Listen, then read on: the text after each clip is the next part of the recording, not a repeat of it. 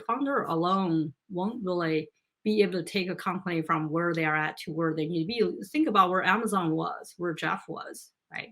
20 years ago. But look at where he's now. And he would not have done that without the team that he has in place. Look Yeah. at Microsoft, right? When Steve Ballmer was there, the company shrinked by 50%. And now you look at the new CEO, he's fantastic, right? Microsoft are a great story. They've done great. Exactly. Yeah. Yeah. Yeah. So the So it's this thing CEO of, does make a difference, but then at the end of the day, it's not just the CEO or the founder, it is the people. They hire the people, right? The executive team and the leadership team who everyone else who makes a difference. yeah. For me, it's moving from I to we, right? Mhm. Like, you see, as you go to school and university, if you go to university and when you enter into the workforce, so much of your performance is based on, so much of your success is based on your personal performance. Like, you study hard, you get good grades, you get to the good university, you get into the great company, you do well, you get promoted. Suddenly, Mhm. suited for it or not, because not everyone is suited for management or leadership. And again, that's not the only career path, so that's okay too. But if you end up in a management role, you quickly have to realize that your success is dependent on others, and suddenly it's you're servicing your employees, right? You're making you're giving everything they can to make sure they succeed, so we all do better. And it's hard to get into that mindset. It's tough. It is absolutely. I would say the leadership skills is not, people are not born into the skills. It can be developed, right? I Yeah. was very fortunate to work for many, many great leaders that they really helped me to develop my skills and then to be able to do what I do today. So I'm very thankful for many of them. And I can, to this date, I still have them in my mind, or every time I want to do things, I say, David, what would he say if he were here? Or what would Chris, or what would she uh, be doing if she were here? So a lot of them really made remarkable not impression, but also impact on me, right? So I want to be a leader like Chris, right? She's a teacher. She teaches the special needs kids today, but she used to be a leader who promoted me to lead the consulting team when I was a consultant. But I learned so much from her, right? So that's kind of the people who made measurable impact on you, make you want to be a leader like them. And that's how people progress, right? That's why it's so important to work with courageous leaders who really help you grow. And then I think it really makes a huge, significant impact on others. Hugely. It's so important. I've learned so much over the years from great leaders I've worked with. Ones that weren't good, you still learn. It's all a learning experience. And you're right. It's like, it's good to collect experience. And it's why also, I mean, I've spoken to a few young people recently, like young as in they've Mhm. just entered the workforce. And one came to see me for coffee. He was a friend of mine's Yeah. brother anyway, and he wanted to leave his job. He's a really good developer. And Mhm. I said, you've been there 5 months, what's going on? He said, well, I'm not, I haven't got a seat at the leadership table. I should be helping them run the company. They're not taking my, my thoughts, decisions and views. And I was like, you just have to be patient.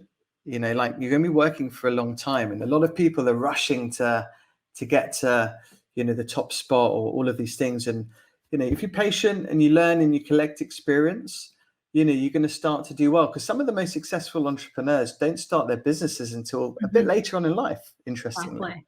The average age of successful entrepreneur is 45, right? So yeah, people are surprised because you hear about the success stories about young, early ages, but those are not the average. I mean, Warren Buffett did not become successful until age of 63, right? So many others. So it depends on. I would say, if you are chasing a job title or status, you may not be as successful. But if you relentlessly pursue your passion and purpose, and then really trying to make, some impact, and then focus on learning, focus on growing. And that's really will propel you to grow faster, right? And I always think about getting yourself out of the comfort zone is so important. If you are Yeah. super comfortable about what you're doing every single day, you haven't tried harder, or you haven't tried hard enough, and then you can do more, right? Not to say you have to change jobs, but you can always learn a new skill, even cooking or Yeah. skiing or something different, right? It does not have to be professional change. It can be personal change. It can be personal challenge. It can be something that for me, I'm more introvert, even though I look like extrovert, and it really forced me. I had to force myself to feel more comfortable to speak in public, and then I learned how to speak and at conferences, all that. But it took years to get to that point, right? I made a point to make the practice. I made a point to personally do that, so that to force myself to feel more comfortable. I realized that I feel more comfortable talking to other people, have them share their story with me to begin with, right? So that's Yeah. how you get better and improve constantly, because I don't think a lot of skills are more developed, can be developed, not necessarily born. Right?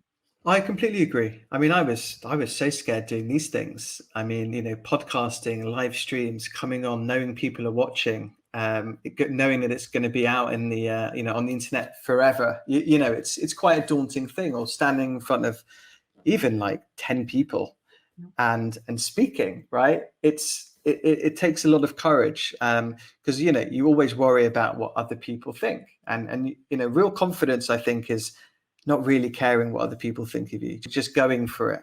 And then as you do it, you get better and you acquire the skills and you get a bit more confident. And, it's easy to say, I know.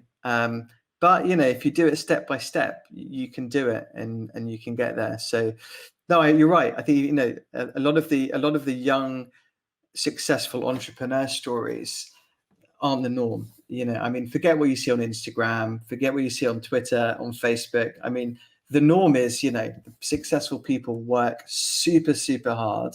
Yeah. They're continually learning and trying things. And, they're the ones that really end up being successful, I think. Yeah. I Do you, mean, I do agree. I think the grit and resilience are really set you apart, are the characteristics that set you apart, right, from others. yeah. What are your views on mentors and exec coaches? Um, my view is that it's so important for all of us, right, to have a personal board of director. When I say personal board of director, are the ones who could be your mentor, Yeah. who could be your coach. But I think the most importantly is to have sponsors, right, for you, because the mentors can mentor you to learn a specific skill. And then the sponsor are the ones who really put their neck out for you to put you in a position where other people may not have seen, right, that in you, but he or she believes in you to give you the opportunity, right? I have to Yeah. say that I work for Marketo now. Marketo is part of Adobe. Um, I would give the credit to Phil Fernandez, who was the founder, co-founder, and CEO at Marketo. And I've learned so much, right, working for him and his executive team. He took me under his wings, and then also gave me many opportunities. I've never, give me an opportunity to run the global team, and then give me an opportunity to run the after the professional services, run the customer success team, which had retention renew. So kept growing my responsibility because he believed in me. That was me doing that in first time, right? Running Yeah. things that I didn't really have opportunity to do. That's how leaders, right? The significant or phenomenal leader, that's what they do. They bet on you.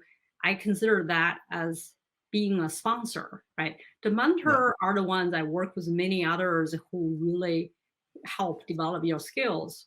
And then if you are, for example, presentation skills, right? They tell you, what you can do better, or they really point out to you what you can do better. So you need both. You need the sponsor, you need the mentor, you need, all different kind of people based on where you are at with your journey, and you can change them each year, right? Every year in January, I will look at my personal board of director. I refresh them. I let them know, right? I really want to do you to play a role in my growth. Yeah. Here's, would you be willing to invest in me? If you do, let's talk once a month, right? Let's work with each other. And then, is there anything I can help you with, right? Because it's Yeah. not just one way street. And oftentimes you'll find that there are things that you can offer to your uh, to others as well. Then you can in exchange for mutually beneficial professional relationship. Yeah, I love that. I talk about it quite a lot. And I got it from my friend Dietra Giles, actually. So I want to mention her. But, being the CEO of your life, taking ownership of your career, even if you're an I love that. employee, right? Yeah, Be the CEO of your life and do what you've just said, put together a board, put together people around you that can help you on your journey. You don't have to be a founder, you don't have to be a CEO, but you are all a CEO of your own life. And I absolutely. think, the days of waiting for your company to provide you the opportunities to train and develop and learn, I think are going. I think you've got to take ownership now, and doing what you've said, I think is great. Put together a personal board of directors. I love that.